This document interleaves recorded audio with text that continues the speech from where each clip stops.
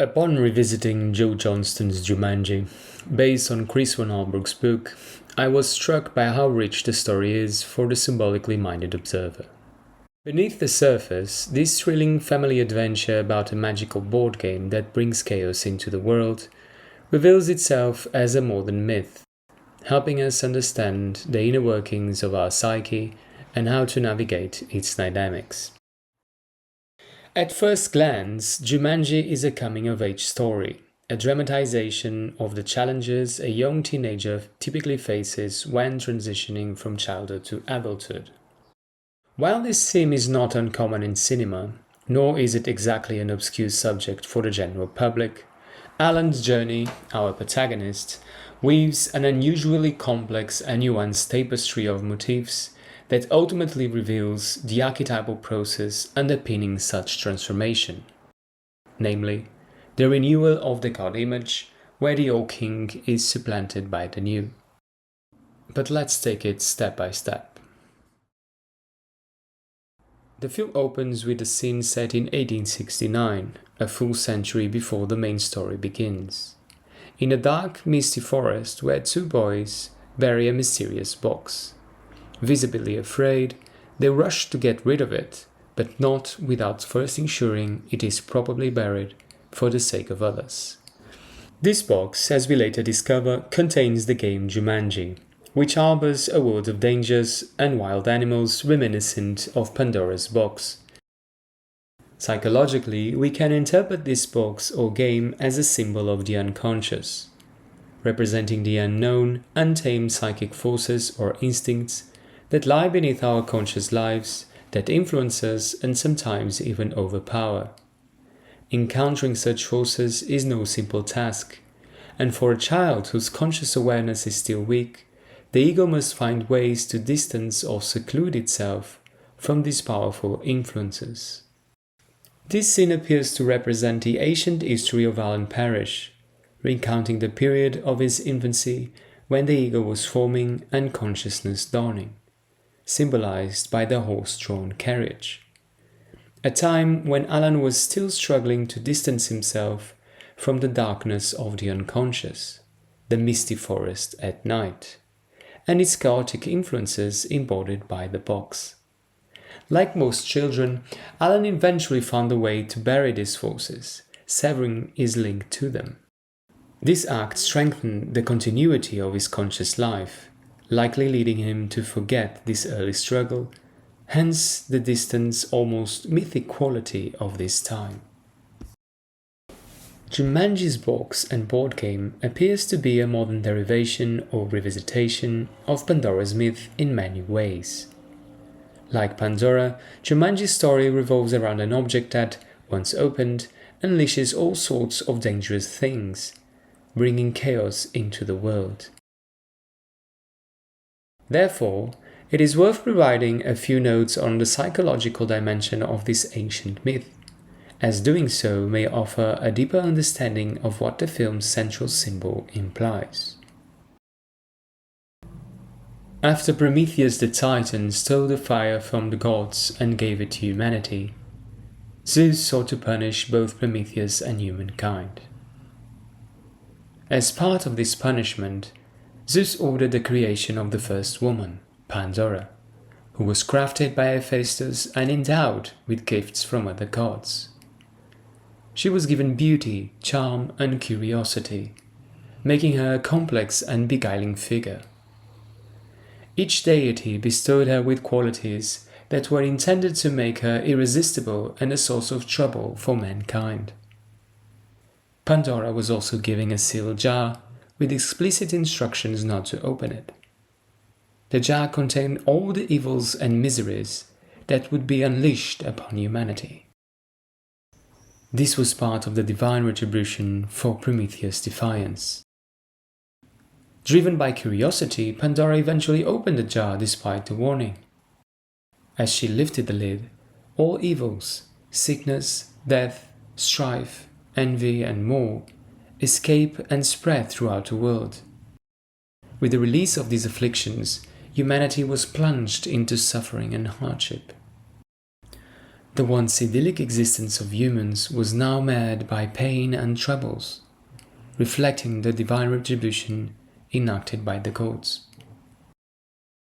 After all the evils had escaped, Pandora quickly closed the jar, trapping the only thing remaining inside: hope.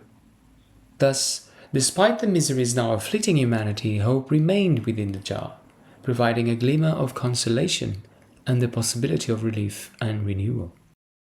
For the psychologist, this myth can be seen as a symbolic depiction of the psychic phenomena accompanying the emergence of consciousness, along with the moral and ethical complexities inherent in this process. Prometheus and his gift symbolizing the opus contra naturam of consciousness in both its illuminating and dangerous aspects. Meanwhile, Pandora personifying the unconscious soul or anima that becomes distinct from the advent of the former, carrying with her the dark and mysterious depths of nature. Although not mentioned above, in this version of the myth, she is also married to Prometheus' antagonistic brother, Epimetheus, which seems to intimate how the archetypes of the shadow and anima can be intertwined. Now, on one level, the jar alludes to the maternal aspect of the soul, continually gestating psychic life in its womb. But on another, it also reflects the individual or personality that contains the psyche in itself, that is, without letting it escape the intrapsychic domain, similar to the vas hermeticum of the alchemists.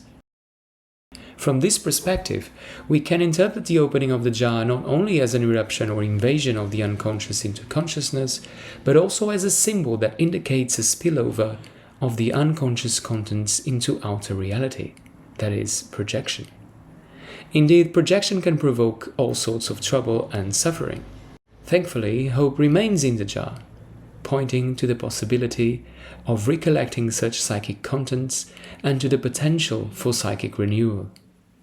To put it in another way, it represents the potential for a meaningful reordering of the erupted chaos through a new attitude to life, one that finds a more adequate balance between the conscious personality and its unconscious reality. The film then jumps forward a century to 1969, where we see a young Alan Parrish cycling through the vibrant small town of Brentford in broad daylight. He greets several people as he rides, suggesting a close-knit community where everyone knows each other. As Alan passes by the statue of General Angus Parrish, his ancestor, 5 boys around his age appear, also on bicycles, and begin to chase him. Alan hurriedly pedals to his father's shoe factory and hides inside. Upon entering the factory, we are introduced to a bustling workspace. Here, Alan meets his friend Carl Bentley, a shoemaker, who excitedly shows him his latest invention, a basketball sneaker that Carl confidently declares is the future. However, Alan is distracted and disinterested, his attention drawn to the window where he sees the bullies circling outside. At a moment, Alan's father, Sam, calls out to him. As Alan turns to approach his father, he inadvertently leaves Carl's futuristic shoe on a conveyor belt. Alan asks his father for a ride home, but Sam, sensing that Alan is trying to avoid confrontation with his bullies, insists that he must face his fears. During their conversation, the conveyor belt begins to move, unknowingly pulling Carl's shoe towards the shredder. As Alan leaves the factory, the shoe is destroyed. When Sam asks who is responsible, Alan hesitates, leaving Carl to take the blame. Outside, the bullies catch up to Alan. Their leader, Billy, warns him that the parish name doesn't grant him the right to associate with his girlfriend. The bullies then assault Alan, leaving him bruised and blooded. Nearby, the same landmark from the opening scene is visible, reading Brentford 1M. As the bullies leave, Alan, still shaken, begins to hear a mysterious drumming sound coming from a nearby construction site. Intrigued, he follows the sound to the site, which is still in the early stages of laying its underground foundations. The drumming leads him to one of the subterranean walls before suddenly stopping. Alan digs into the dirt with his hands and soon uncovers an old wooden box. He opens it to reveal a smaller box labeled Jumanji. Fascinated, he tucks the box under his arm and hurries home. In these scenes, we can see how a vibrant small town and close-knit community have emerged on top of the former forest grounds, symbolizing the shift from a predominantly unconscious state to a more conscious one. The town can be seen as representing Alan's more personal psyche, with its buildings, roads, and familiar community members reflecting the ego structures and differentiated psychic contents he has developed. In contrast with the opening scene, order, familiarity, or simply put conscious elements seem to predominate here, suggesting that Alan's ego and personality have already established a strong foothold in reality. Interestingly, the bullies appear from behind the statue of his forefather, a potential symbol of the self, the father archetype, and the principle of order. Note that Angus is a general. This suggests, as we can confirm with the benefit of hindsight, that Alan's current conflict and shadow elements appear to be connected to the world of the father. Inside the Paris shoe factory, we first meet Carl, who presents Alan with a glimpse of the future in the form of a shoe, and then Sam, Alan's father, who offers him some piece of advice. Here we find ourselves at an important center of the father's world, not just of Alan's father, but of all his forefathers, placing us at the central point of the father archetype. This is where the Parish lineage has turned their craft into a legacy, symbolizing skill, hard work, tradition, responsibility, and more broadly, adulthood. As Sam aptly states, the factory is not a playground. Now, shoes allow us to tread various terrains, protecting us, providing support, and sometimes reflecting status. Thus, psychologically, they can symbolize the foundation or path one walks in life, as well as power and authority. In other words, they represent the degree of preparedness, adequacy, and capability one has to navigate a given path or role. In mythology, for example, we find the winged sandals of Hermes, crafted by Hephaestus, that allow him to fly as swiftly as a bird and deliver the message of the gods between worlds, that is, between conscious and unconscious.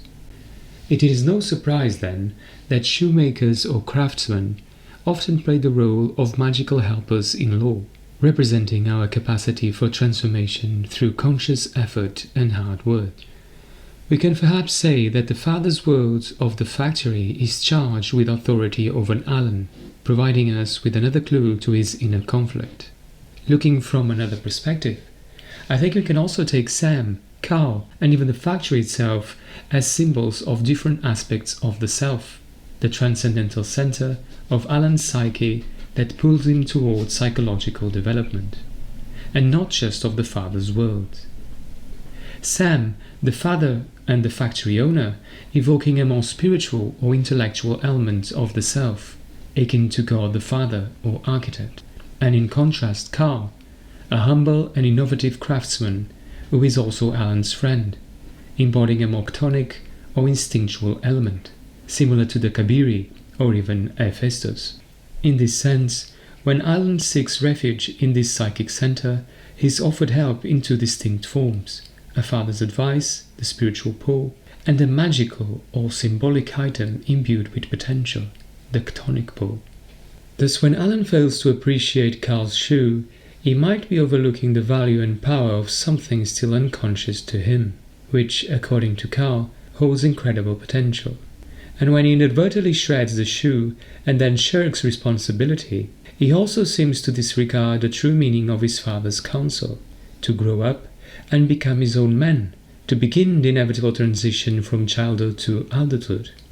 Unpacking this further, his actions towards the future Paris shoe appear to specifically reveal Alan's undervaluation and rejection of the potential inherent in his family name and legacy. It is as if he is unconsciously declaring, "I don't want to fill this shoe." In the aftermath of these critical events, Alan hears Jumanji's drums and uncovers the game's box at the construction site. Perhaps feeling pressured, exerted by this transitional period in his life that forces him to transform, symbolized by the construction site, Alan's psychological walls, which once separated him from the deeper unconscious forces, begin to thin, allowing him to reach for what lies beyond. This suggests both a weakening of Alan's consciousness and the potential for an invasion of the unconscious. A quick note on drums. From time immemorial, drums have been used to excite the psyche and even induce trance states. For the archaic man, this pulsating rhythm can generate enough psychic dynamism to pull him out of a state of stasis, either loosening or focusing its conscious intensity. As such, drumming or repetitive rhythms are associated with threshold phenomena and by extension with the number 2. Here, this is also the case, with drums being equated to the threshold phenomena surrounding Jumanji, which, curiously, also seem to evince the number 2.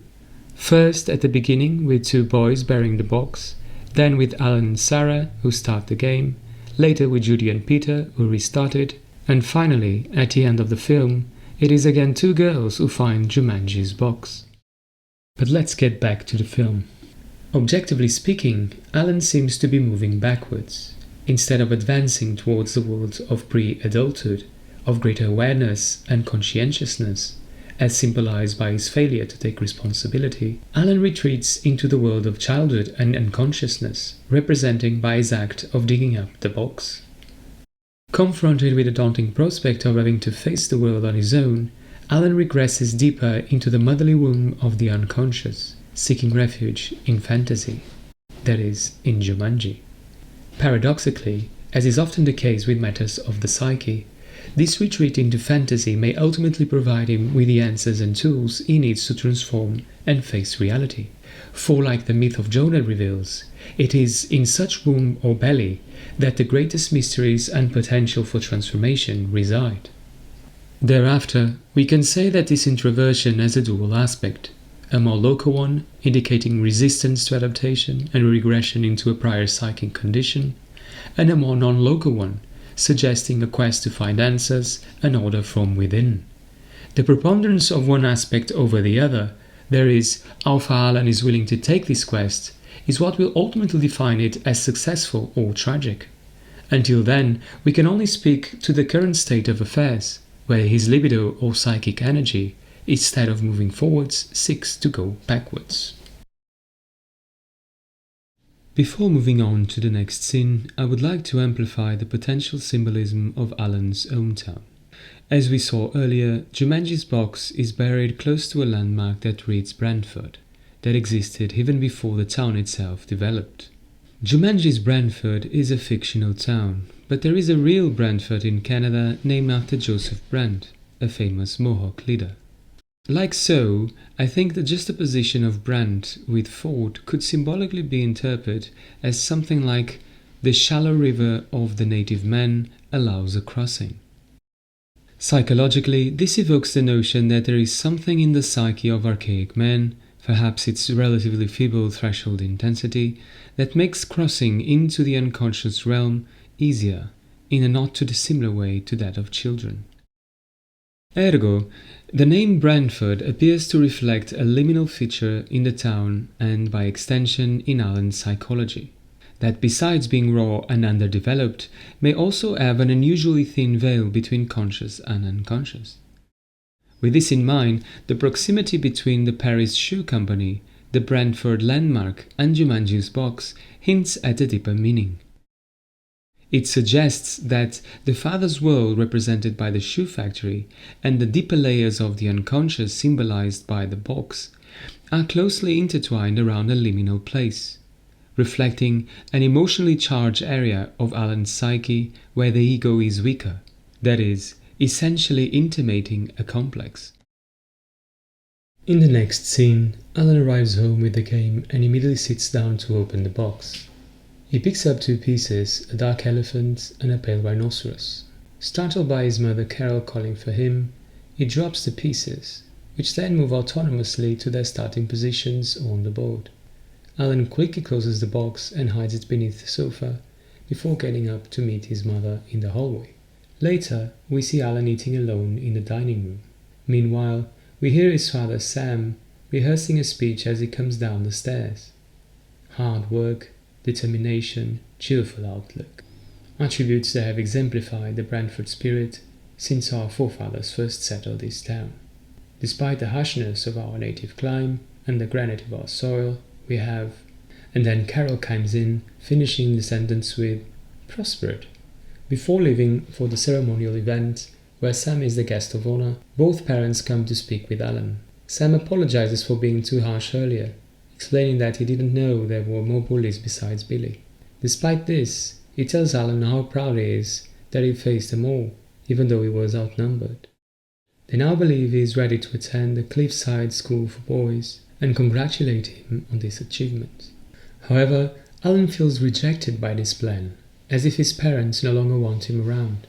Sam explains that attending Cliffside is a family tradition. The parishes have gone there since the 1700s. Alan notices in the brochure that there is even a dormitory named after the family and retorts, "Kids are on my case because I'm a parish. Just wait until I'm living in the building named after me."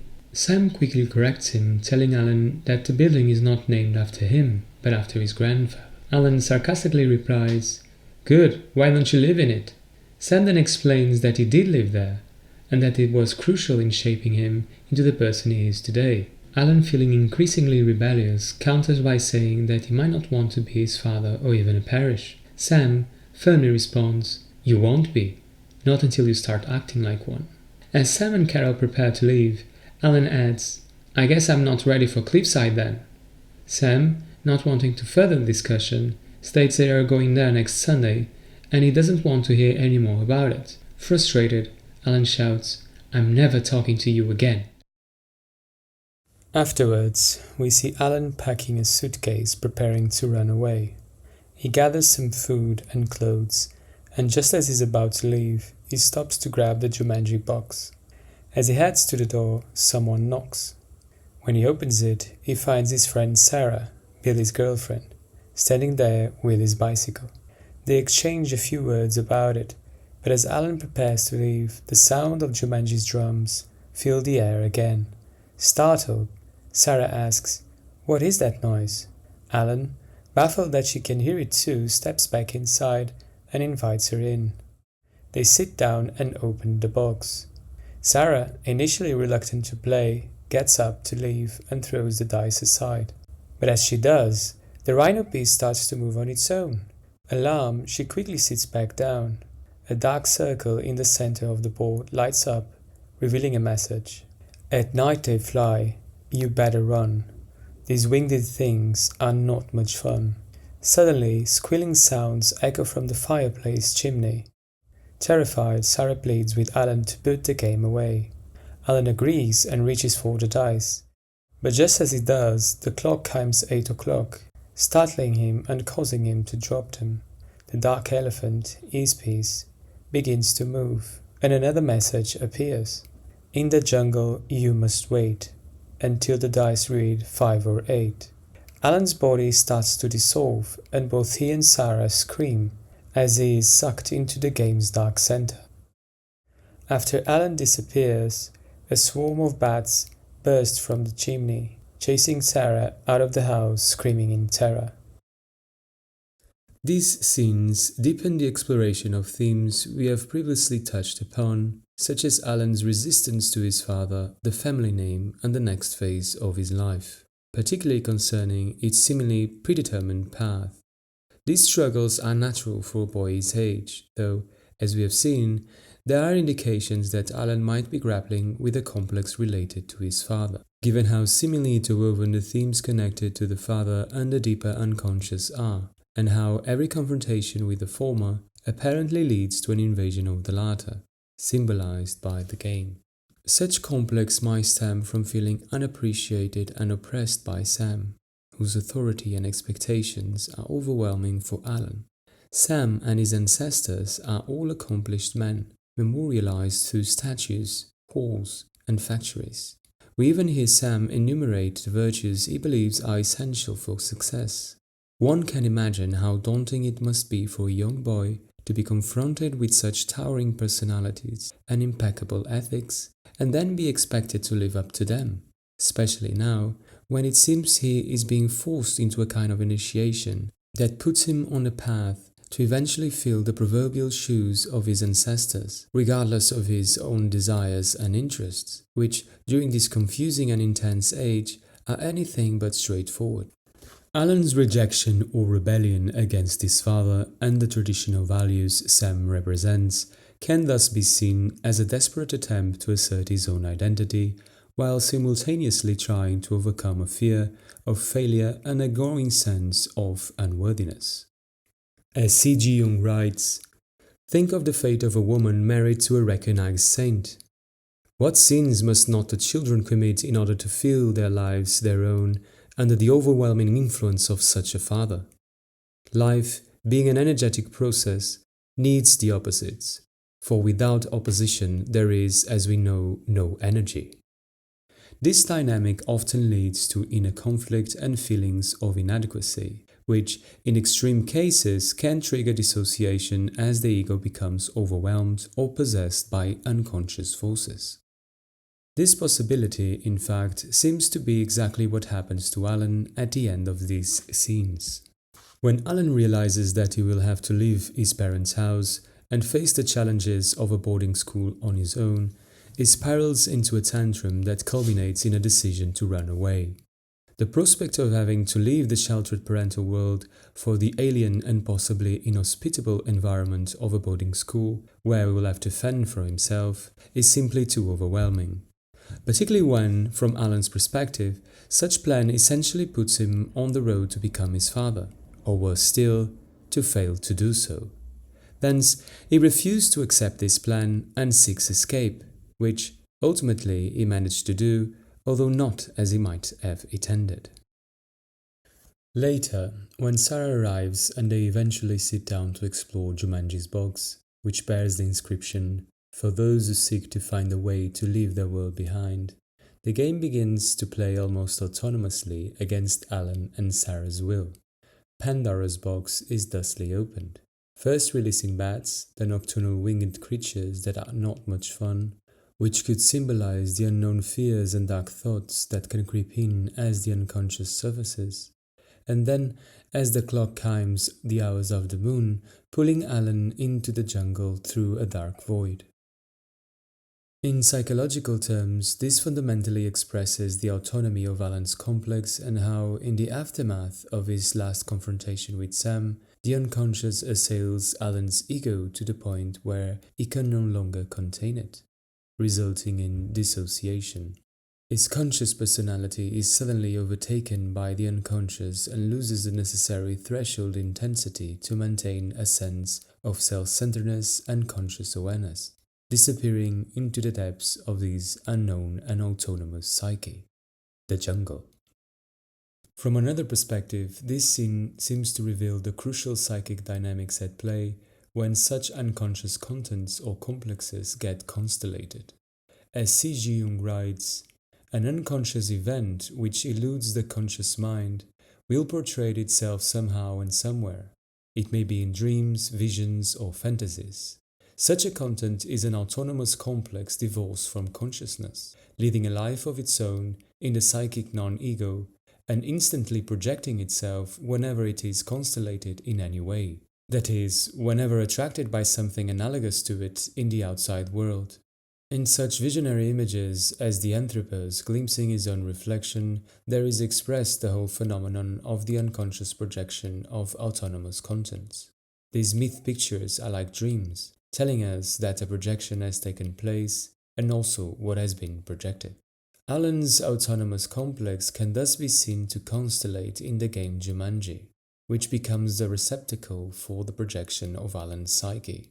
From it, a fantasy emerges that effectively plays out the conflicts and dynamics between Alan's conscious and unconscious lives, wherein the possibility for psychological renewal and greater understanding exists through a symbolic process akin to that of the alchemists. In synthesis, the game should not be seen as a mere rhetorical device for Alan's unknown inner life, but as the actual prima materia through which Alan can find the answers and solution he seeks. For him, it is simply there, and it not only serves as a bridge, it actually is the bridge that unites psychic and material events in one, so that what is within is also without. Like so, Alan's assimilation or kidnapping by the game does not simply point to a loss of autonomy, but also to the descent or incarnation of Alan's soul into Jumanji's box or game, implying the psychic phenomena of projection and transference, where, through the game, he can uncover his unknown self and replay or rework the dynamics of his complex and relationship with his father. Since time immemorial, mankind has developed a symbol that seems to somehow map the topology of the psyche, circumscribing its apparent phenomenology within an image. The variations of this symbol are innumerable, much like the diverse psychological states it represents. Yet certain fundamental characteristics persist with astonishing coherence and universality, both in form and meaning, underscoring the collective dimension of the psyche. Eastern cultures refer to these symbols as mandalas, using them with religious, magical, or psycho-spiritual intent. Their purpose is to invoke order, orientation, and protection through concentration, that is, contemplation or meditation on the center. Furthermore, mandalas seem to provide a safe container for whatever psychic experience is at hand, serving as a vessel where one's transformation can occur by establishing a symbolic connection to a transcendental principle, such as the self, offering a possibility for psychological renewal. In essence, we can say that the mandala functions as a therapeutic medium, guiding us through the unfathomable waters of the psyche and the inevitable transformations that life demands. One of the most prominent motifs in mandalas is the problem of opposites, or more specifically, their reconciliation. A problem that has eternally confounded and tormented the conscious mind. In mandalas, the problem is typically addressed through a central element that serves as both the source and ordering principle of the opposites, representing a whole or enfolding totality that reconciles them in a synthesis. In psychological terms, this coincidentia oppositorum, reflected in each mandala, symbolizes a particular aspect of the archetype of the self and its relationship to the conscious ego, the broader personal domain of the psyche, and the deeper archetypal realm of the collective unconscious. Thus, by engaging with these images, we find a way to process a phenomenology that is largely beyond the grasp of reason and the scope of language, the way of the symbol. The elements composing these images also follow recurring formulations while conveying the dynamic interplay between the one and the many, or, in psychological verbiage, between the atemporal, non-local unconscious whole and its discrete phenomena as perceived by our conscious egos. For example, these formulations typically include a spherical or circular element at the center, normally rotating or spiraling, and often accompanied by a quadratic form, either inside or outside. Four figures are also frequently involved in connection to these two more fundamental ones, that is, the many relating to the one. Now, with that said, Jumanji's box cover and board are evident examples of such archetypal formulations, suggesting that the game could be understood as Alan's own mandala, a magical inner image spontaneously arising at a time of need, promising, as described above, the potential for psychic reordering by aligning with a transcendental unity within himself that could reconcile the inner conflicts currently overwhelming him, offering Alan safe refuge and a way to better understand the natural transition he is facing. Looking at the specific composition of Jumanji's mandalas, we can observe that both have a tetramorph structure, one featuring three animals and a man, reminiscent of the Christian representation of the four evangelists, and another with four serpentine paths connecting the spherical center to the four corners of the outer square, symbolizing the squaring of the circle. After decades of empirical research and historical investigation, Jung identified the recurring fourfold pattern in mandalas, dreams, and other visionary content as representing a sort of wholeness or completeness in discrete reality, frequently alluding to the initial state of wholeness where the elements are separated or polarized. The tetrad thus stands as a temporal and local counterpart to the transcendental whole of the One, the monad, which exists outside time and space. For example, in older cosmologies, the idea of the cosmos being composed of four elements, each a manifestation of a more fundamental quintessence that binds them together under a higher principle, reflects this concept. To Jung, these représentations collectives revealed fundamental aspects of the psyche. In this context, he hypothesized that the monad and the tetrad could express the dynamics between a psychic whole and the psychic's four functions, the former enfolding and centering the latter, while the latter enabling us to actualize the transcendental totality of the former into an experience of relative wholeness or completeness. Other examples of psychological importance regarding this fourfold dynamic can be found in the marriage quaternio of alchemy, but we will delve into that a bit later.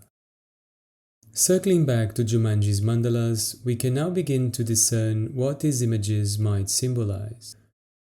The four figures perhaps represent the initial state of opposition and chaos between the elements that comprise the totality of the One in Alan's psyche, while the center, on the other hand, symbolizing the reconciled or unified unconscious totality of the self. The four serpentine paths of the second mandala could then point to the integrative journey that reconciles these opposing elements within the self, a process of consciously apprehending or discriminating unconscious contents, ultimately leading to the integration of a new personality or attitude better adapted to what life now demands of Alan. This suggests that Alan's journey into the deeper layers of his psyche is about forging a connection with a higher unifying center within himself. The twists and turns of these paths also allude to the challenging and non-linear aspect of this inward journey, akin to the archetypal image of the labyrinth. While the dark center could symbolize how unconscious this unifying principle remains for Alan, likely contaminated with various layers of psychic life and history, evoking the materia goblosa or the rotundum of the alchemists, that implies the nigredo stage of Alan's journey, a stage which is sometimes represented by a black sun also reminiscent of Jumanji's black and spherical center. Importantly, it is from this massa confusa or chaos that the alchemical stone is brought forth, that is, Alan's greater personality, highlighting once again the inherent potential and purpose of Jumanji while signaling the need for discrimination and awareness. Interestingly enough, the arrow that slices through the center of the box dividing the word Jumanji, which according to Chris von Allsburg is Zulu for many effects, might point to this very need. The arrow representing, on the one hand, the piercing and possessive aspects of what Jumanji contains, projectiles charged with affects and thus linked to projection, while on the other hand, pointing to the purposeful and far-reaching ethos of the game. In other words, it suggests that Alan's search for meaning lies along the path fraught with painful experiences, as is true of any heroic journey. A journey through the unconscious as the direction of the arrow indicates. Regarding this link to alchemical symbolism and the matter of the stone or lapis, it is curious that the name Alan might trace its etymology back to Gaelic, where it supposedly means rock. This suggests that the stone to be mined from Jumanji's soul nigger is Alan himself, as we have already implied. Compellingly, the surname parish also proves symbolic, referring to an ecclesiastical and thus sacred place. Together, these names reinforce the interpretation of Alan as containing both the stone aspect and the sacred soul or vessel in which transformation occurs and from which the lapis emerges. The rock representing the masculine, spiritual element of the archetype of meaning, while the sacred soil reflects the feminine, material aspect of the archetype of life. In this sense, Alan Parish translates into the sacred place of the rock, that is, the ensouled individual where the self incarnates. In the next scene, 26 years have passed, and we learn that Alan remained trapped inside Jumanji's jungle all this time. We see his empty and decrepit house, a haunting remnant of such tragedy, being sold to Nora Shepherd and her orphaned nephews, Judy and Peter, who bring new life into the house, quickly reinstating some of its former glory. Soon after moving in and unraveling some of the dark history of the house, Judy and Peter start to hear the mysterious drums of Jumanji, eventually discovering the game in the attic. Fascinated, they immediately open it and sit down to explore. Peter notices that the two pieces already on the board, Alan's and Sarah's, are fixed in place, and while Judy reads the game's description, Peter picks up the other two pieces, which instantly fly out of his hands into the starting positions just as before. Judy rolls the dice and her obsidian crocodile piece moves 6 places, unleashing a swarm of deadly giant mosquitoes. And the third, Peter quickly rolls doubles, and this time a pack of chaotic monkeys invades the house, wreaking havoc in the kitchen. As they begin to understand that these surreal events are connected to the game, Judy discovers a missing piece of Jumanji's rules. Adventurers, beware. Do not begin unless you intend to finish. The exciting consequences of the game will vanish only when a player has reached Jumanji and called out his name. After checking on the monkeys as they escape the house, Peter returns to the table and tries to close the board, but Judy stops him, explaining that they must finish the game, otherwise the chaos will never end. Peter then rolls a 5, summoning a ferocious lion that chases them through the house.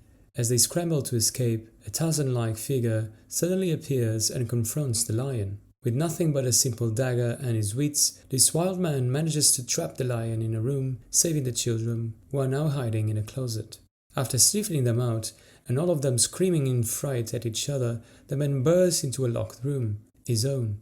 This man is none other than Alan, who, after 26 years of captivity inside Jumanji, has finally been freed. We see him nostalgically touching his belongings, gazing at the dusty photographs of his parents, while the kids cautiously approach. Alan, still in daze, asks if someone rolled a 5 or an 8. When Judy points to Peter, Alan starts laughing uncontrollably, running towards Peter as the boy tries to flee in fear. He grabs Peter and throws him in the air, whirling with joy and thanking him repeatedly. Ecstatic, he runs downstairs, calling out for his mother and father, shouting that he's back. But as he settles down a bit and asks Judy if she's his little sister, confusion sets in. He begins to realize that something is off and starts to wonder where his parents might be, rushing out of the house in search of them. Once outside, disoriented, Alan is almost run over by a police car driven by his old friend Carl, now a policeman. Carl, naturally not recognizing Alan, asks him to step aside and move on to the sidewalk. Alan asks what year it is, and Judy, who followed him along with Peter, quickly answers, 1995, remember? Trying to cover up the situation. Carl continues asking for standard information, like his ID, but Alan is dumbfounded by Judy's answer, dawning on him that 26 years have elapsed since that night he first started playing Jumanji with Sarah. When Alan tells Carl that he has been in Jumanji, Judy jumps in again, saying, Indonesia, he was in the Peace Corps. Meanwhile, Alan finally recognizes who is in front of him, Carl Bentley, the Soul Man.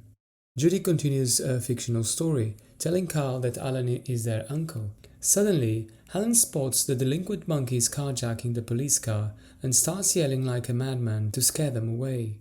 Carl, unable to see the monkeys, questions Alan's sanity until shots ring out from inside the car, blasting through the roof. The monkeys then start the engine and drive off, leaving Carl to chase after them in disbelief. Next, Alan resumes his search for his parents, running through an almost unrecognizable Brantford, with most shops closed and vandalized, crowded with homeless people and strangers.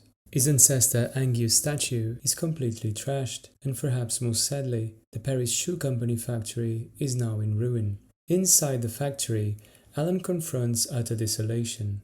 Everything is broken and abandoned, filled with dirt and memories of better times. He picks up an old shoebox cover thick with dust, revealing the words Paris shoes. Turning to Judy and Peter, he says, "My dad used to make shoes here. They were the best shoes in New England." As he speaks, he notices a shadow in his dad's old corner office above and gasps. Reinvigorated by a hope, Alan races upstairs and bursts into the office, where he finds an older man who appears to be living there with a dog. Alan asks him what happened to the factory, and the man, smoking pipe tobacco and drinking coffee by the fire, replies, "It folded up, like everything else in this town," before offering Alan some hot coffee. Intrigued, Alan asks why the factory closed, and the older man explains that Sam put everything he had into finding his son, eventually losing the will to keep going. "I don't think anybody loved this boy more than Sam," he adds, offering Alan a set of warm clothes for the freezing weather. Grateful, Alan asks if the Parishes are still around, but the man reveals, to Alan's heartbreak, that they are dead. Once, Alan visits his parents' graves, mourning their passing while Judy and Peter try to comfort him by sharing that they too are orphans. Alan doesn't linger though, and starts wandering off as Judy pleads, "I know you're upset, but we should finish the game." After an encounter with the deadly mosquitoes, they eventually find their way back home. There, we see Alan adopting a more civilized demeanor, ditching his Tarzan look for the clothes the older man gave him after a good shower and a shave. Judy and Peter pressure him to play again, or at least to watch, but he continues to refuse. He says he wants to restart his life where he left off, even wondering if his 6th grade teacher is still teaching. But Peter, dismissing his excuse and setting a trap, says that Alan is simply afraid, and that they don't need him. Alan laughs and says, "I don't think so. You think monkeys, mosquitoes and lions are bad? They're just the beginning. I've seen things you only see in your nightmares. Things you can't even imagine. Afraid? You don't even know what afraid is. You wouldn't last 5 minutes without me." Peter then asks if Alan will help them, to which Alan replies that he'll watch, falling for Peter's reverse psychology. They finally gather in the living room to play, and Judy throws the dice, but nothing happens. She tries again, to no avail. Seeing his and Sarah's pieces still on the board, Alan realizes that they are continuing the game he started in 1969. He now understands that he will have to play, though not immediately, as it is Sarah's turn. After Alan is sucked into Jumanji, the story leaps forward in time, presenting an alternate reality where Alan has been missing for years and everything, from his house to the entire town of Brentford, has fallen into disrepair. This passage across the threshold from the outer world into the inner one mirrors the classic hero's journey, marking the shift from the conscious realm of everyday life into the unconscious. As previously discussed, Alan's disappearance can be seen as a dissolution of the ego consciousness, a period during which his conscious personality was overwhelmed, lost amid the untamed forces of the unconscious. Furthermore, Jumanji's message, requiring someone to roll a 5 or an 8 for Alan's release, implies that he cannot progress alone. He needs cooperation or assistance of others to continue his journey, which is another typical motif exemplified in the works like Dante's Divine Comedy, Goethe's Faust, and Blake's Milton, to name a few. This reflects the need, as discussed in the Symbolism of Jumanji's mandalas, for Alan to engage with the elements of his psyche that his ego neither identifies with nor is fully aware of. These unconscious or inferior aspects must participate in the journey, enabling the transformative process that leads to psychological wholeness. This is where the shepherds come in, particularly the siblings Judy and Peter. They, like the name suggests, come to rescue Alan, the lost sheep, from oblivion, hinting at their role as guides or shepherds of men like Poimandres. Moreover, Nora's renovation of the house resembles a kind of psychic healing of Alan's ego structure that allows the rediscovery of the game and its resumption. In essence, there now appears to be psychic elements, the shepherds, that counter the effects triggered by the eruption of the unconscious, slowly restoring Alan's capacity to sustain conscious experience under a cohesive ego, which culminates in his re-emergence from Jumanji. What was once too overwhelming for Alan to face is now becoming approachable with the help of these new figures. It is noteworthy that Alan's return coincides with the appearance of a lion, for in some alchemical texts we find a lion named Regulus, who symbolizes the ferociousness of primal instincts and who swallows the sun, that is, devours consciousness, pointing to the unavoidable stage of dissolution of the ego that the adept must undergo in order to progress in his alchemical opus. Therein, Alan's confrontation with the lion and his ability to contain it suggests that he has moved past this stage of dissolution, gaining some measure of control over the primal forces within him. By taming the lion, Alan appears to have begun sublimating his raw instinctual energy into a force that propels his journey forward, signifying not only healing but progress. Similarly to the house, Brentford, once vibrant and close-knit, has decayed into ruin during Alan's absence. Now populated with homeless strangers and pariahs, the vandalized town reflects the breakdown of order and structure. In psychological terms, towns and cities represent the civilized part of the psyche where order and structure prevail, providing the ego with the necessary conditions to withstand the chaotic forces of nature and successfully integrate into society. These symbols can thus embody the cultural heritage of collective consciousness, the ordering principle of the self, the syntactic nature of the conscious mind, and the degree of maturity or development of the ego's defenses. Importantly, a town may also reflect one's soul, or even the broader world soul, the anima mundi, being the place where the essential spirit of a person or people that forms its identity may incarnate. In this way, a town can become the space where the journey of self-discovery takes place, akin to the labyrinth or the mandala. Therefore, encountering a city in ruins can signify inner turmoil, psychological fragmentation, or the erosion of conscious control. In some cases, a ruined or abandoned city can also represent alienation from others and society at large, a loss of purpose, or a lack of connection to the collective. It might symbolize a sense of isolation, where the individual feels disconnected from the social fabric or from a sense of shared meaning. This may reflect how societal structures like family, work, or social roles have collapsed in the person's life. In synthesis, when we observe the state of Brentford after Alan's return, we are actually witnessing the state of his psychological crisis.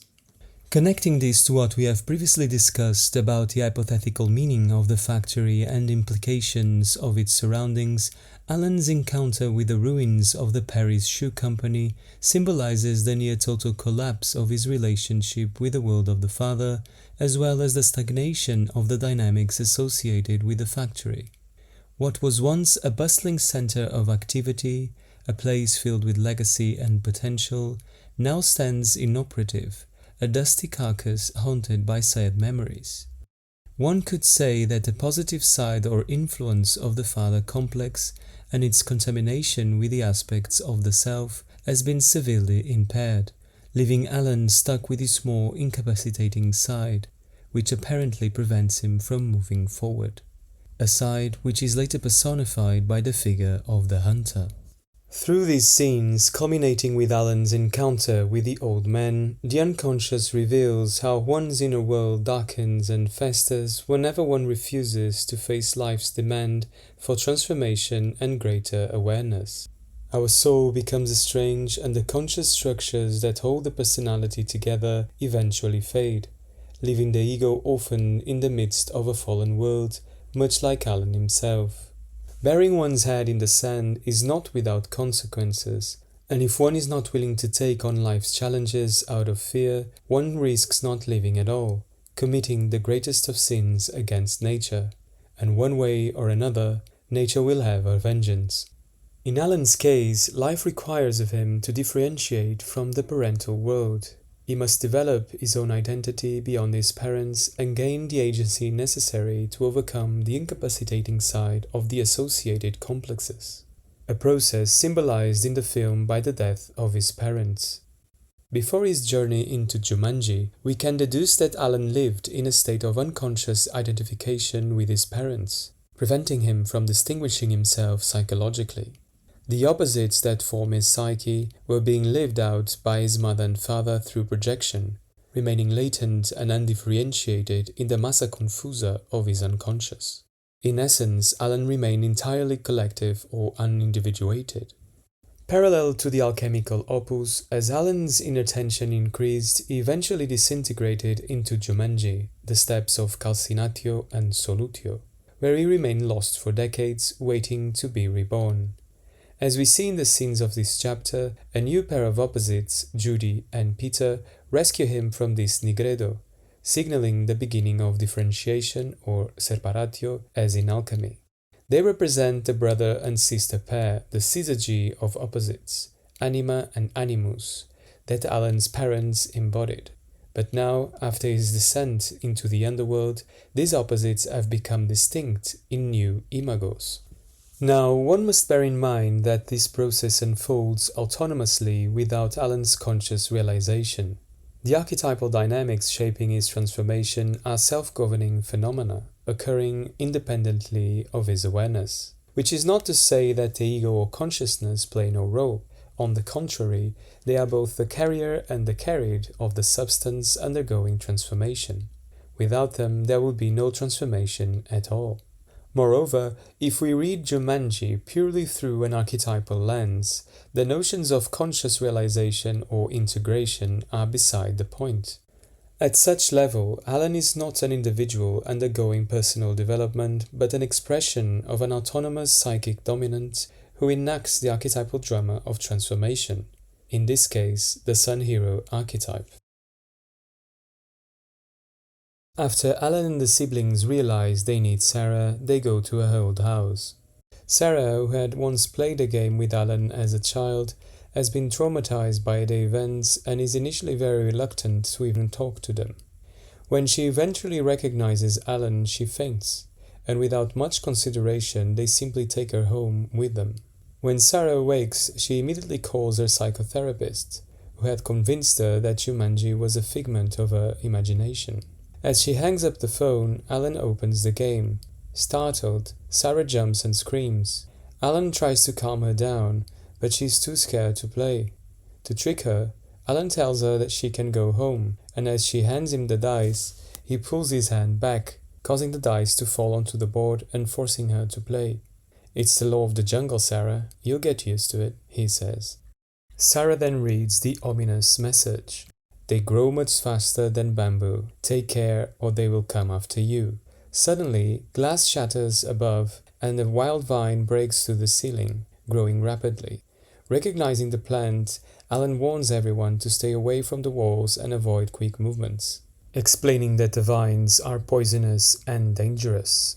As one vine grabs Peter and pulls him towards its carnivorous maw, Alan breaks open a display case holding Hanger's sword. "Harvest time," he shouts, before using the sword to slash the vine, saving Peter. The vine eventually stabilizes, covering the house walls and ceilings. Sarah tries to flee again, but Alan stops her, forcing her to sit down. Both express how lonely and afraid they have been over the years. Judy and Peter also admit their fear, but insist they must finish the game to end the nightmare. And so they form a pact. Peter reaches out his hand, followed by Judy, then Alan, and finally Sarah, signaling her readiness to play for the first time. As previously discussed, the maturation of one's psychology requires moving beyond unconscious identification with one's parents. This often happens unconsciously when we begin forming relationships outside the family circle, where projections and complexes tied to our parents are inevitably reworked. In Alan's case, it is his relationship with Sarah that creates the basis for such transformation. She accompanies him at the beginning of his journey into Jumanji, and only with her can he see it through to the end. Sarah is his soror mystica, the essential counterpart for his opus, without whom he would be unable to differentiate the inner opposites, represented by Judy and Peter, from their identification with the parental figures. Furthermore, we could say that the relationship is itself what allows and contains Alan's psychological process. With Sarah beside him, Alan can face his inner struggles and work them out with her. If she is not there, he is left to wander lost in the jungle of Jumanji, as the story demonstrates. As such, while Alan's psychological crisis is triggered by and rooted in the father complex, it is through his bond with Sarah that this crisis can be explored and ultimately resolved. In other words, Jumanji, Alan's creative fantasy into the unconscious, reflects not only his father-related struggles but also his relationship with Sarah. The assembled players include not just Alan and Sarah but also Judy and Peter, embodying their inner anima and animus counterparts in the form of a brother-sister pair.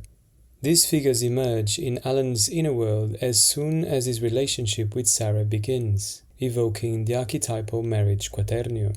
Taking the beginning of the game as symbolic of the start of Alan and Sarah's bond, we can see how Judy and Peter rise as expressions of the inherent interplay of anima and animus in relationships.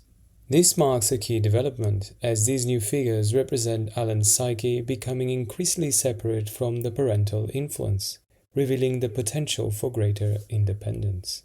The assembly of players marks an evolution of the quaternity symbol first introduced through Jumanji's mandalas. Initially, this symbol was abstract and dormant, but after the onset of Alan's relationship with Sarah, it has become activated and concretized in the form of 4 distinct individuals, meaning that what was implied by the mandalas can now become actual, developing the former archetypal image into a moral problem. In alchemical terms, the quaternity is associated with a circle or one, like we have seen with the soul nigger or the materia goblosa. From this circle emerges the square, represented by Alan's return from the jungle, after which 4 people assemble. And from the square, the circle is formed anew, in this case through completing Jumanji, upon which the exciting consequences of the game will vanish, as inscribed in the board.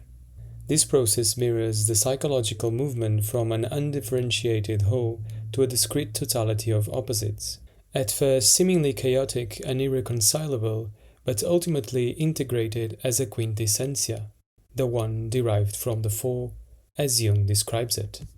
Returning to the scenes of this chapter, it is notable that the first thing unleashed from Jumanji when all 4 begin playing is a rapidly growing plant that invades Alan's house and nearly captures Peter. This sudden burst of a spiritus vegetativus into Alan's consciousness suggests a reaction of the unconscious to the activation of the quaternio. Like Mercurius, this spirit embodies the unconscious totality of the quintessentia, beginning to reshape Alan's world. The house is now entwined with this living spirit, which initially tries to pull them back into the depths, a compensatory move to Alan's progress by the unconscious, wanting to dissolve what has only just coagulated. But then Alan wields his forefather's sword, symbolizing the first steps towards accepting his legacy, and cuts through the serpentine creeper, effectively stopping its wild growth and hostility. Overall, this image alludes to an increased capacity to discriminate and set boundaries, fruit of his progress so far. As he exclaims, "Harvest time!" This image is very similar to many mythological motifs where the hero dismembers the primordial serpent or dragon, symbolizing the emergence of order out of chaos and the creation of a new world. After sealing their pact, Alan rolls the dice and reads, "A hunter from the darkest wild makes you feel just like a child." Sarah asks, "What is that?" Alan, visibly afraid, responds, "Van Pelt." Suddenly gunshots fire, narrowly missing Alan in the library. The group ducks and starts to flee as Van Pelt, dressed like a seasoned safari hunter, bursts into the house shouting, "You miserable coward! Come back and face me like a man." He fires again, missing Alan once more. At the front door, Alan stops and turns to face the hunter. As Van Pelt appears, Alan hurls his sword at him, nearly hitting his head. "Not good enough, Sonny Jim," taunts Van Pelt. Alan seizes the moment and opens the door to run. Outside, Van Pelt continues shooting as Alan races down the street, while Carl's battered police car pulls up towards the parish residence. Hearing the gunfire, Carl gets out and demands that Van Pelt puts his hand up, but the hunter responds with a fresh round of bullets, tearing Carl's car to pieces. Stunned, Carl dives back into the car and speeds away, while Van Pelt realizes he's out of ammunition. Back inside, Sarah observes, "So even if Alan escapes, the same thing will keep happening. When you carry so much repressed anger, it attracts negative energy. Things happen, like ending up in the jungle. That was no accident. There are no accidents." Alan climbs back in through the window, overhearing but dismissing her comment, and only asks whose turn is next. Sarah, frustrated, reminds him he should have warned them about the man who hunts people. Judy, perceptive as ever, asks, "Is he the real reason you didn't want to play?" As they reconvene in the library to resume the game, Sarah continues to press Alan, who explains, "He is a hunter. He kills things. Right now he wants to hunt and kill me, okay?" To this, Sarah simply responds, "Have you ever talked with him about your differences?" But Alan dismisses this as nonsense, pointing out that Van Pelt has a gun. In these scenes, we are introduced to Van Pelt, a relentless hunter determined to kill Alan, who reminds us of the white hunter of colonial times. As both his actions and casting imply, with the same actor playing both Van Pelt and Alan's father, Van Pelt personifies the darker elements of Alan's father complex and more broadly the archetype of the shadow. He emerges as Alan's antagonist and, as Judy quickly perceives, the embodiment of Alan's deepest fears. As such, Van Pelt represents precisely what Alan most needs to confront and integrate. Alan's conflicts with his father's authority and expectations have summoned a version of him that is entirely devoid of relatedness, focused solely on the hunt. Van Pelt embodies the destructive side of masculinity, authority, order, willpower, and purpose untempered by love and compassion. This one-sidedness reflects how Alan currently experiences his relationship with his father and his feelings concerning life's demands. At the same time, Van Pelt's aggression towards Alan mirrors how Alan himself is relating to these archetypal energies, albeit in the form of compensation. Van Pelt's opening line, "You miserable coward, come back and face me like a man," captures the heart of Alan's situation, calling him to confront his fears and transform his relationship with his father. As such, the archetypal image of the hunter has a dual function. On one level, the hunter represents a literal threat, his projectiles aiming to kill Alan, illustrating the piercing nature of the complex and its associated affects which seek to possess him. Yet on another level, the hunter represents unconscious contents that simply want to become conscious and integrated into Alan's personality. Hence, they hunt him. Despite, or perhaps because of, this inherent tension, the hunter becomes a force that drives Alan forward, serving as an essential catalyst for his transformation. As C.G.Jung writes, "The shadow and the opposing will are the necessary conditions for all actualization." Furthermore, there is something in the gravity and relentlessness of this figure as a hunter of men that recalls the Grim Reaper. Like the Reaper who personifies the inevitability of death and the passage of time, Van Pelt and his relentless pursuit symbolize the inevitable transition that Alan must undergo. Psychologically speaking, he represents the existential threat that Alan faces if he fails to do such transition. In this sense, we can consider Van Pelt not only as a shadow figure of Alan, his father, and the complex itself, but also as a figure of the self, which in many ways can feel like an encroaching death, especially the more unconscious one is of it. Nevertheless, or again, perhaps therefore, this apparently darker side of the self is precisely what drives Alan forward the furthest, for Van Pelt carries the inescapable embrace of doom. If we connect the scenes of the previous chapters with these, we can see a step-by-step process of differentiation of the unconscious materia globosa affecting Alan. Initially, it dissolves into Jumanji, where we can say everything stood undifferentiated. But then, with the separation of psychic opposites, the massa confusa emerges as a plant, a spiritus vegetativus. That is, it has become alive and tangible for Alan. He can see it and interact with it. And now, having Alan risen to the challenge and dismembered it, it takes the shape of a distinctly formed hunter-father figure, which in essence suggests that Alan is becoming more aware of himself and his inner struggles, even if he does not realize it as such. Interestingly, the other half of Alan's journey, Sarah, seems to have an intuitive sense of how to address the hunter. Dialogue, or, in other words, a coming together with whatever Alan feels is persecuting him. Running away or responding with equal hostility will only perpetuate the cycle of conflict. Yet Alan, at this stage, isn't ready for such a change in attitude. As Alan and Sarah continue to argue and revisit old issues, Judy and Peter decide to roll the dice on their own. A distant rumbling begins, and Judy reads aloud, "Don't be fooled, it isn't thunder. Staying put would be a blunder."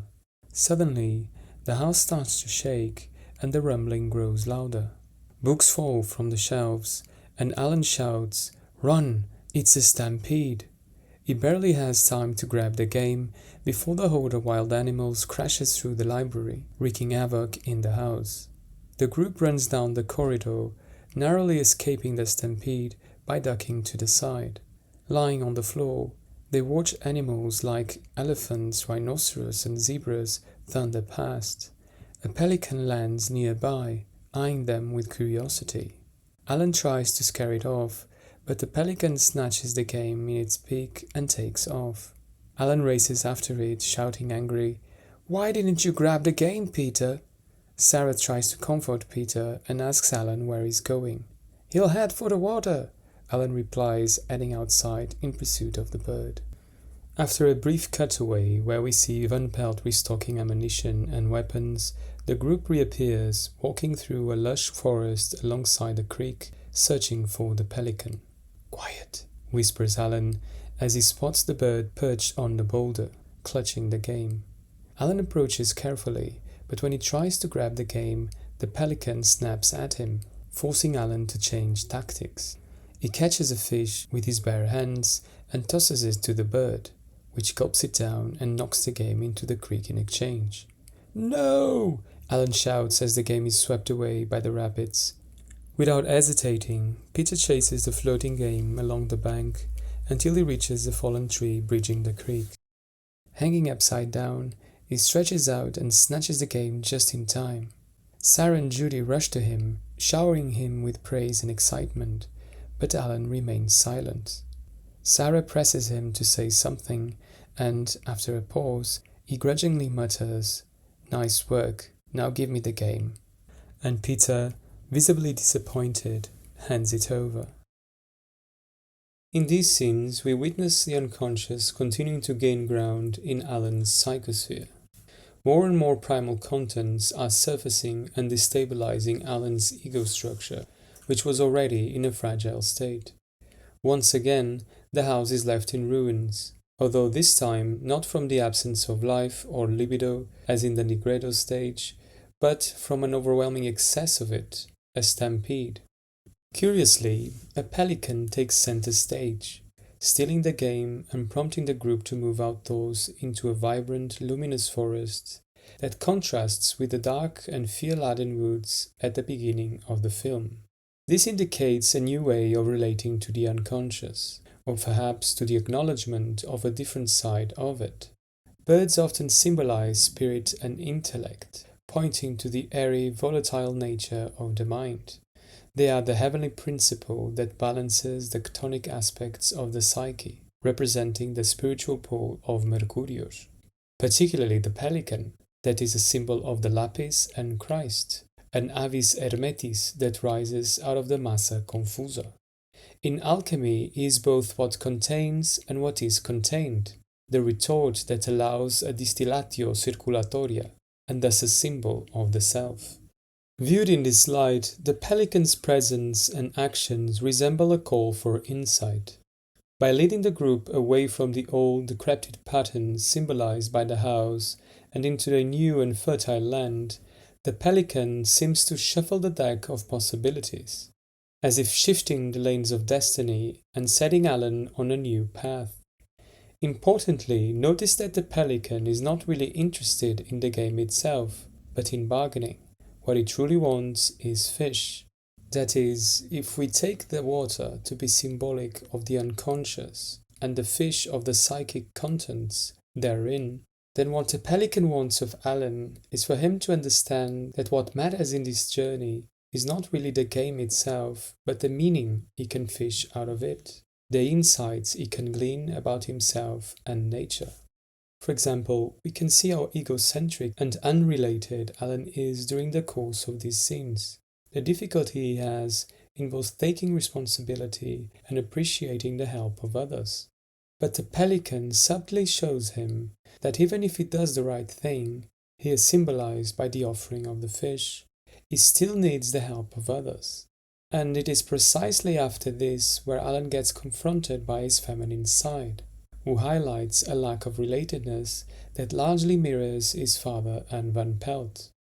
In synthesis, it seems that the pelican here conveys very much what it did in alchemy. Distillation of the spirit from chaos and the dawn of insight, the albedo, foreshadowing the arrival of a new perspective and perhaps a shift in Alan's attitude. The group walks away in the woods alongside the road when Carl drives by in his battered car, stopping abruptly. He jumps out and approaches Alan.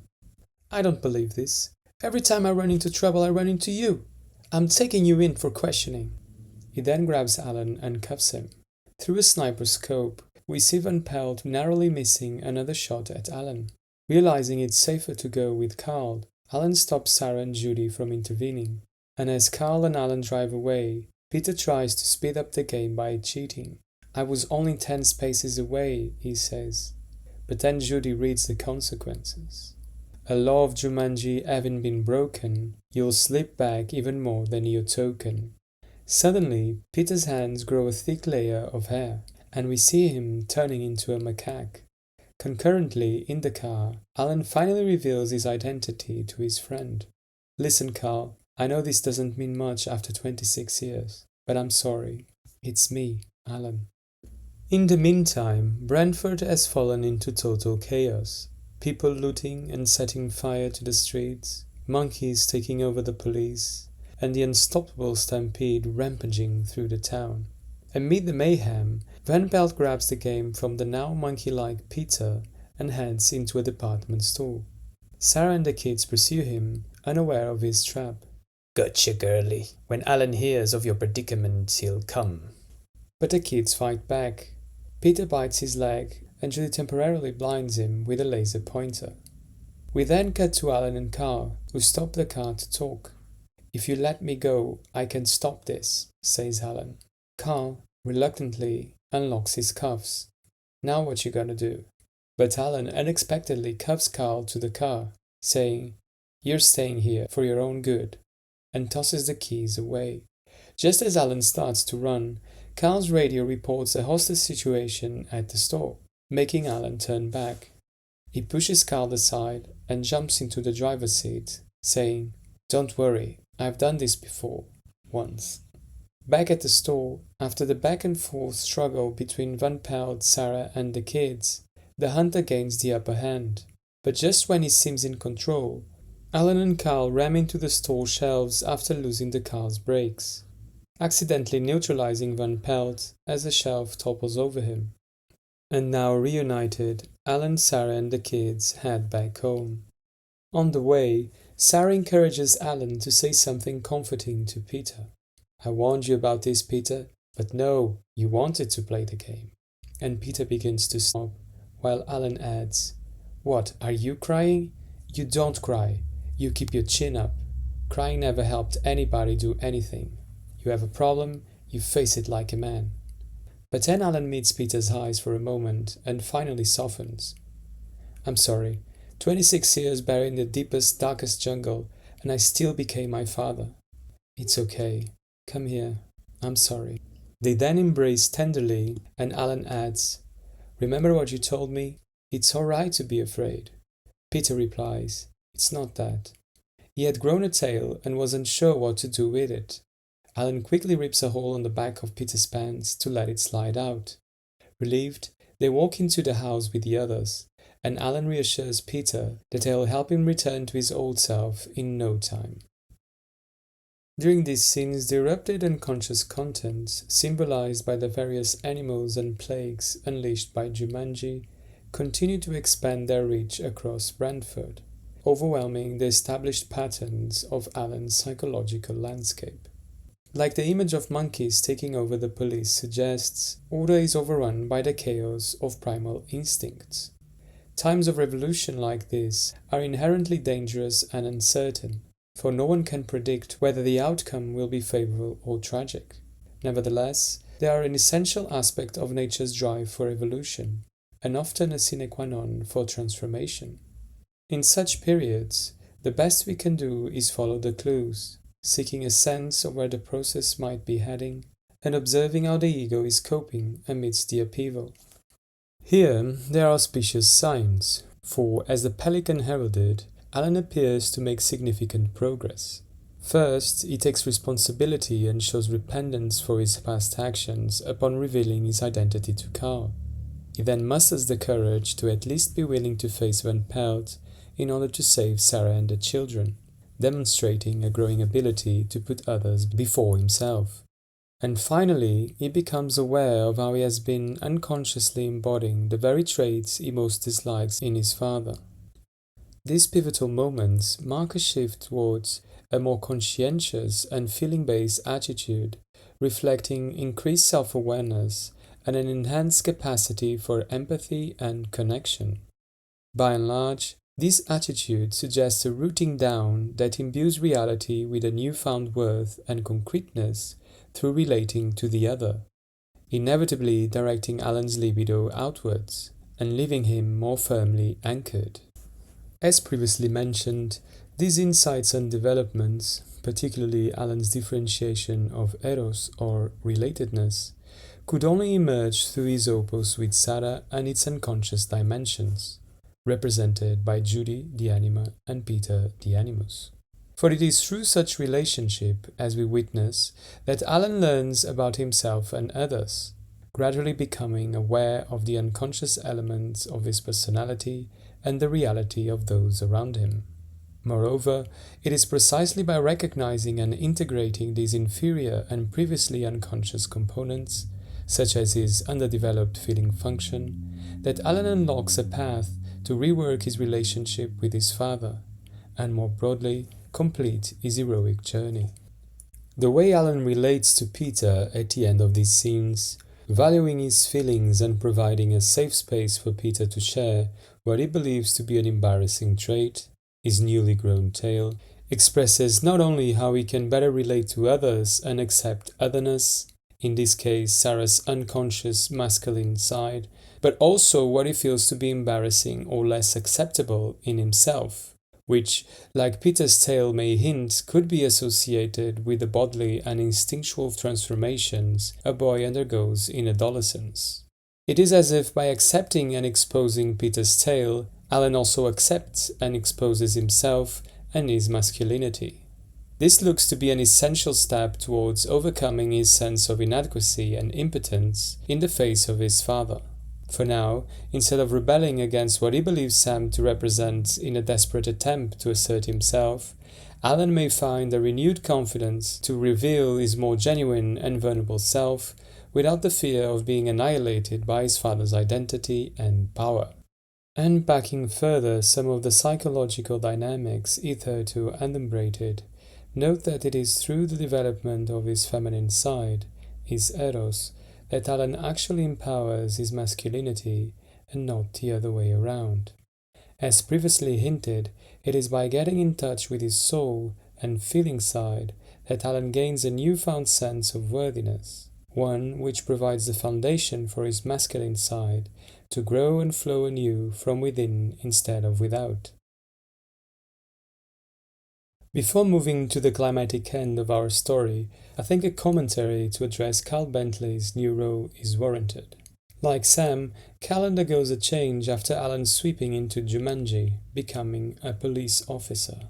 If we recall the early scenes at the factory where Cal took the blame for Alan's action and got fired for it, this transformation seems to convey a moral conflict associated with such event. The policeman personifying the moral and ethical issues tormenting Alan. In effect, this moral conflict turns Cal into a symbol or vehicle for consciousness, representing the psychic consequences that transgressing or neglecting the collective accepted values elicit. This suggests that Alan, consciously or unconsciously, perceived these actions as wrong, otherwise he would not be feeling the moral pressure Cal personifies. Therein, until Alan confronts and accepts these actions, taking responsibility for such wrongdoing, this symbol of authority and order will only pull him backwards until eventually paralyzing him.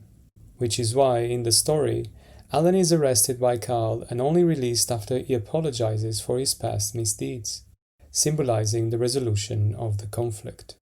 Upon this, Cal not only stops being an agent of arrest, but also starts helping Alan, as if after such resolution, the contents associated with the conflict and the instinctual energy trapped within were reintegrated to become his allies and a source of power for the ego.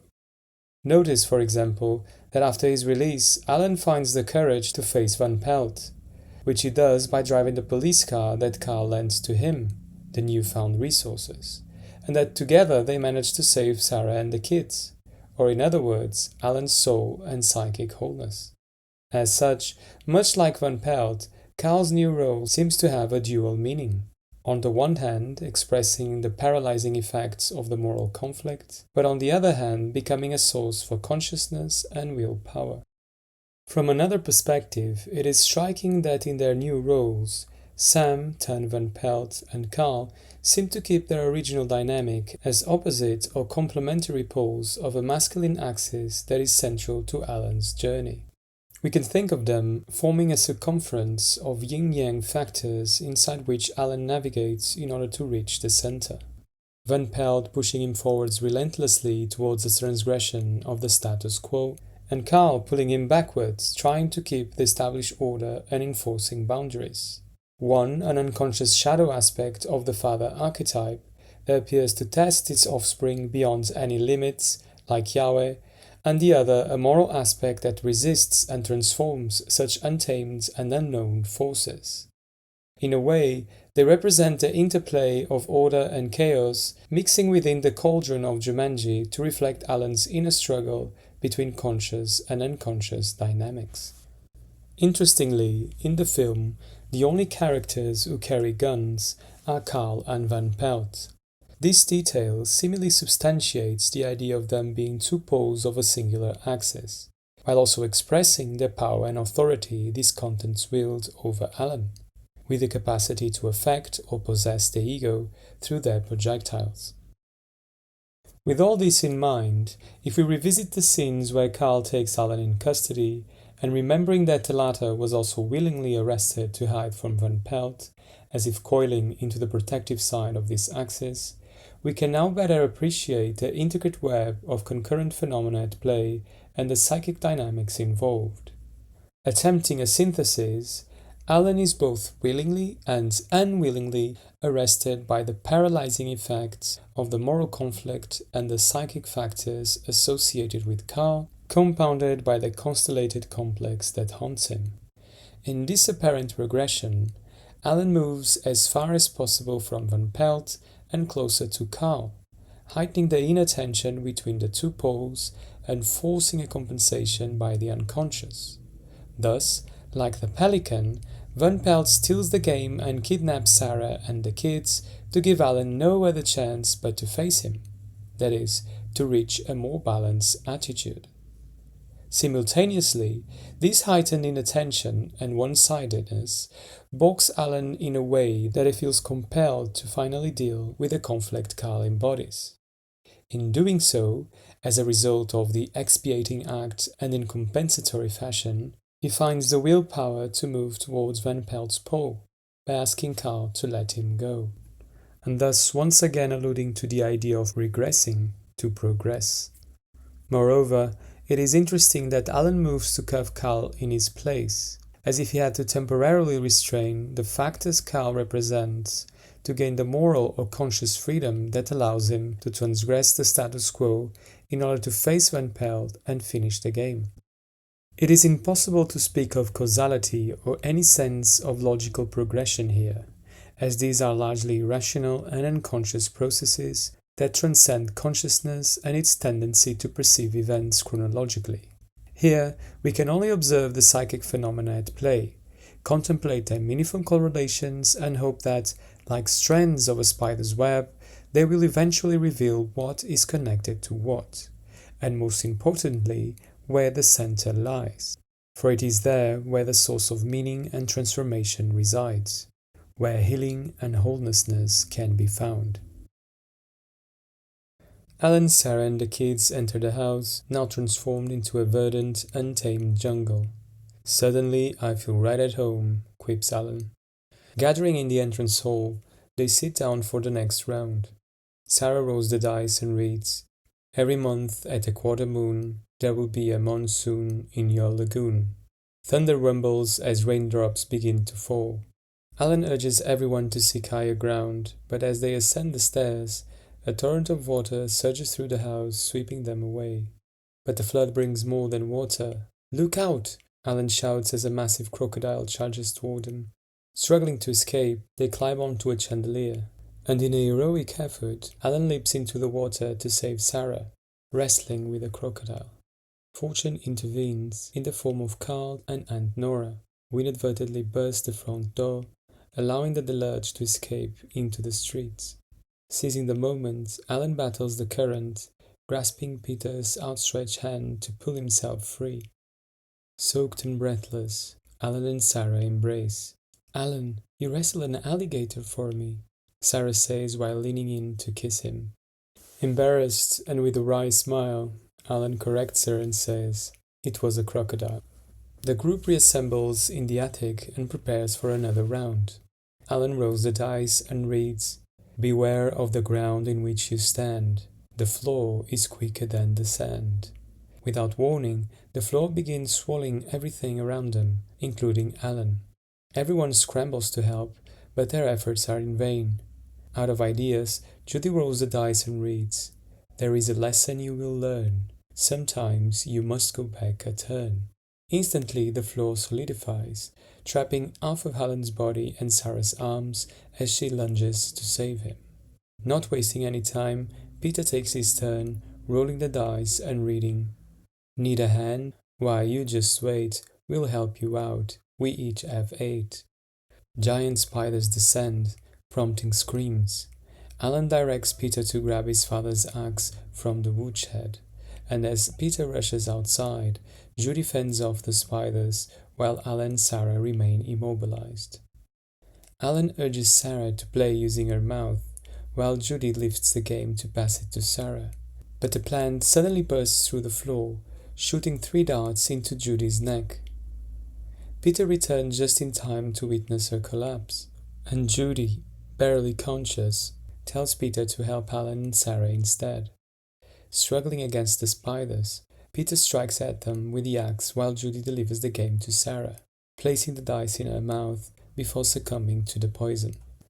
Sarah spits the dice, reading, "You're almost there, with much at stake, but now the ground begins to quake." Overcome with concern for Judy, Peter drops the axe and rushes to his sister, leaving Alan and Sarah vulnerable. Just as the spiders prepare to strike, the ground begins shaking violently, scaring them away. "Our only chance is if we finish the game," Alan shouts. "It's your turn," yells Sarah as the house splits apart, creating a deep chasm. Sarah tries to hold on to Alan, but the grip slips. Grabbing a vine, Alan spirals downward, swinging precariously until he crashes onto the living room. Nearby, the game lands with a thud. Alan reaches for the dice, but it is interrupted by Van Pelt's voice. "Don't move," says the hunter as he steps into view with his rifle aimed at Alan. "Stand up," he commands. Alan complies and the hunter asks, "What's in your hand?" "Drop it." And Alan smiles, letting the dice fall. "End of the line, Sonny Jim. Game's up. Start running," Van Pelt declares. "No," Alan replies firmly, standing his ground. "Aren't you afraid?" Van Pelt asks, visibly perplexed. "I'm terrified," Alan admits. "But my father told me you should always face what you're afraid of." "Good lad," says Van Pelt with a grin. Finally, he raises his rifle and says, "Any last words?" At that moment, the dice stop rolling. Alan's piece reaches the game's center, a word forms, and he reads, "Jumanji." Sarah then rushes to shield Alan as Van Pelt fires, but the bullets halt midair and are sacked back into the game. The rifle dissolves, followed by the animals stampeding into the house, and finally Van Pelt himself. Alan and Sarah embrace as the world build intensifies, and their surroundings are swallowed back into Jumanji. Kneeling together, they close their eyes until the storm subsides. Once they reopen them, they realize they are kids, and that they are back in 1969. They share an astonished hug before hearing Sam's voice. "I forgot my speech notes," he says, walking in. Alan runs to hug him. "Dad, I'm so glad you're back." "I've only been gone 5 minutes," Sam replies, confused. "It seems a lot longer to me," Alan says warmly. Sam softens and says, "I thought you told me you were never going to talk to me again." "Whatever I said, Dad, I'm sorry," Alan confesses. Overcome with emotion, Sam embraces Alan and says, "I'm sorry too, son. Look, you don't have to go to Cliffside if you don't want to. Let's talk it over tomorrow, man to man." Alan smiles and says, "How about father to son?" "Great," answers Sam. As his dad prepares to leave, Alan calls him back and says, "Today at the factory, it wasn't Carl Bentley's fault. I put the shoe on the conveyor belt." Proud, his father responds, "I'm glad you told me, son." After Sam leaves, Alan returns to Sarah, suddenly recalling Judy and Peter, but Sarah reminds him that they don't exist yet. Under the glow of moonlight, Alan and Sarah stand on a small stone bridge over a quiet river, tying rocks to Jumanji's box. Alan hurls it into the water and they watch it as it sinks, with the game's drumming fading into the abyss. "I'm starting to forget what it's like to be a grown-up," Sarah says softly. "That's okay," Alan replies, turning to her. "As long as we don't forget each other." "Or Judy and Peter," she adds while pulling him into a kiss. He smiles, taking her hand, and together they walk into the distance as we hear Christmas hymns in the background. During these climatic scenes, where the dynamics we have been discussing continue to unfold, a wealth of archetypal motifs emerges, leading us towards the resolution of Alan's journey. For example, a monsoon floods the house, evoking the archetypal image of the deluge, where through divine retribution the world is renewed. In a not too dissimilar way, Alan's house is then torn asunder by an earthquake, recalling the fall of the Tower of Babel and, more specifically, its derivation in the Tarot's major arcanon of the Tower. All motifs which essentially express the archetype of transformation, of death and rebirth that Alan must undergo towards the emergence of a new world and God image, that is, a new center of the personality and worldview. Crucially here, even amidst the threat of near-total collapse of his ego structure, Alan keeps it together. And he does so because the quaternio itself also sticks together amidst this intensification. The latter being not only a reflection of Alan's relationship with Sarah, like we have already discussed, but also of his psychic whole.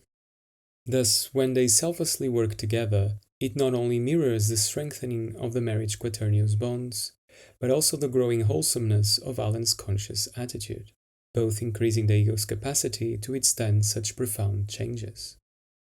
Symbolically, by circling the one together, they move away from the pluralistic state conveyed by the quaternity towards Alan's emerging inner unity. The decisive moment arrives when Alan musters the courage to confront the most dreaded aspect of his complex. Though terrified, he holds his ground, heeding his father's counsel. This signifies that Alan has finally reached a place where he can find meaning and value in his father's attitude and their relationship, integrating it without fearing the dissolution of his identity. On a deeper level, this extends to the relationship with the archetype of the father, which guides him out of the mother's world. As a result, the overwhelming aspect of the complex is depotentiated, granting Alan the perspective to finally grasp what has been affecting him. Following the rules of Jumanji, having reached the center, Alan can now call out its name, wherein the exciting consequence of the game will vanish. Symbolically, this moment reflects Alan's newfound awareness. What was previously nameless is now identified, granting him the power to contain it. Like Van Pelt's bullets reveal, the complex projectiles can no longer possess him. And with this, Pandora's chaos returns to the box, marking the completion of Alan's psychological transformation, a rite of passage from the mother's world into the father's, where he attains sonship. This odyssey into the underworld, his Nekia, concludes with Alan's return to his original world and condition, an apokatastasis, where Judy and Peter, or the anima and the animus, don't exist, thus affirming that Jumanji was indeed a symbolic or intrapsychic journey. In the scenes following the conclusion of the game, we see the tangible effects of Alan's transformation, pointing to the rubedo stage of his alchemical opus, where what has been transformed and distilled throughout the process becomes an integral part of the ego's personality and actions. He mends his relationship with his father, who, inspired by his son's open-heartedness, abandons the out-of-balance man-to-man notion in favor of a more balanced and feeling-toned father-son approach. In doing so, Sam becomes more sympathetic and flexible towards Alan's future, reflecting his son's maturation. Alan, in turn, demonstrates his growth by taking responsibility for the events at the factory, putting into action the lessons learned in Jumanji. Afterwards, just before the epilogue, Alan and Sarah throw Jumanji's box into the river and share a kiss under the moonlight as they walk into the distance. Having completed his initiatory opus, Alan can now establish a healthier distance between his conscious and unconscious lives, consigning the latter to its natural domain and signaling the consolidation of the ego's autonomy. This poignant scene marks the beginning of a new chapter in Alan's life with Sarah by his side, underscoring one of the most fundamental aspects of this journey, its relational foundation. Jumanji concludes with a touching epilogue, where we see the adult Alan and Sarah, now expecting a child, hosting a Christmas party at their home for the entire Brentford community. The scene is lively and warm. Carl sings with a chorus by the piano, Sarah offers food to the guests, and Alan, dressed as Santa Claus, chats on the phone with Sam. "The New Cross trainers are doing fabulous," he says cheerfully. "We'll pick you up tomorrow at the airport. You'll be the best Christmas gift of all." Hanging up, he eagerly grabs Sarah's hand and asks, "They here?" And Sarah nods. Together they rush to the hall, delighted to find Judy and Peter. "Nice to meet you," says Judy. Alan, unable to hold back, blurts, "You're just like we remembered you," leaving everyone slightly puzzled. The party then fades as we cut to the next enigma. Jumanji's box watches ashore on a sand beach where two girls approach, and one asks in French, "Quel est ce bruit?" This joyful scene, a veritable happy ending, reflects Alan's successful transformation after an incredibly arduous journey, one full of twists and turns, where nothing was taken for granted. He risked oblivion and death multiple times, endured profound loss and bewilderment, was forced to sacrifice, and ultimately had to relinquish his old ways of seeing and being in the world for something unknown. This underscores a fundamental truth. Behind every psychic renewal lies a trail of suffering, a night-sea journey. Deservedly, his home is now full of life, brimming with music and love, with Sarah by his side and a child on the way. We see that Alan is on good terms with his father, having inherited not only the parish residence but also the parish shoe company. Like Dorothy in The Wizard of Oz, it appears that Alan gained a new perspective on life, allowing him to value and embrace what he once discarded and despised. Moreover, in the end, Alan does follow in his father's footsteps, but crucially, as we can infer from his phone call with Sam, he does so with the help of Carl's futuristic shoe. That is, by asserting his own individuality, which, like the shoe, was shredded, transformed, and reassembled through Jumanji. At an archetypal level, this story seems to convey the phenomena surrounding the psychological transformation every child must undertake as it begins to transit towards adulthood. An heroic journey of self-determination and adaptation, pitted against the all-encompassing embrace of the unconscious and its autonomous life. As the film reveals, such transformation is not just about adaptation to society or reality away from the unbridled fantasy of the puer aeternos, but crucially, also requiring conscious differentiation from a state of oneness with the parental imagos and their archetypal background, particularly with the father. As Jung writes, generally speaking, the father denotes the earliest state of consciousness when one was still a child, still dependent on a definite, ready-made pattern of existence which is habitual and has the character of law. It is a passive, unreflective condition, a mere awareness of what is given without intellectual or moral judgment. This is true both individually and collectively. The picture changes when the accent shifts to the son. On the individual level, the change usually sets in when the son starts to put himself in his father's place. According to the archaic pattern, this takes form of a quasi-father murder. In other words, violent identification with the father, followed by his liquidation. This, however, is not an advance. It is simply a retention of old habits and customs with no subsequent differentiation of consciousness. No detachment from the father has been effected. Legitimate detachment consists in conscious differentiation from the father and from the habitus represented by him. This requires a certain amount of knowledge of one's own individuality, which cannot be acquired without moral discrimination and cannot be held on to unless one has understood its meaning. Habit can only be replaced by a mode of life consciously chosen and acquired. This is the exact journey of our hero through Jumanji, where, in the end, that is, at the conclusion of the game, he does not become a father nor an adult, but a son. Like Alan himself says, how about father to son? Thus signaling the beginning of a transitory stage, an intermediate state, part child, part adult. Son means the transition from a permanent initial stage called father and aucturgerum to the stage of being a father oneself, which is where the story ends, with Alan about to become a father. Hence, the syzygy of anima animus and Jumanji's box resurface, heralding the beginning of a new transformation.